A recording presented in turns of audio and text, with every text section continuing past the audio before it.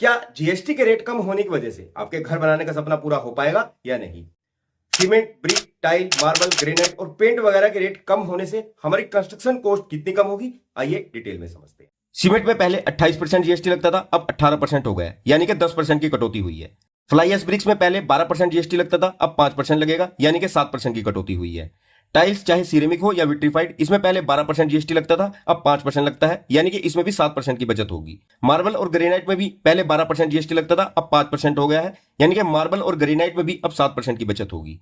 घर बनाने के लिए जो हम एग्रीगेट यानी कि रोड़ी खरीदते थे, ये कहीं कहीं पर 12% थी, तो इस पर भी जीएसटी फ्लैट 5% कर दिया गया है। पेंट और वार्निशेस पर पहले जीएसटी 28% था, अब इसे घटाकर 18% कर दिया गया है। यहां भी जीएसटी में 10% की कटौती की गई है। सैनिटरी वेयर और बाथरूम फिटिंग में पहले कुछ आइटम पर 18% जीएसटी लगता था और कुछ आइटम पर 28%, जो अब सभी सैनिटरी फिटिंग पर फ्लैट 18% कर दिया गया, यानी 10% की कटौती। पीवीसी और सीपीवीसी पाइप पर पहले जीएसटी 18% थी, अब 5% कर दी गई है। सोलर पैनल पर भी पहले जीएसटी 12% थी, अब 5% कर दी गई है, इसमें भी अब 7% खर्चा कम होगा।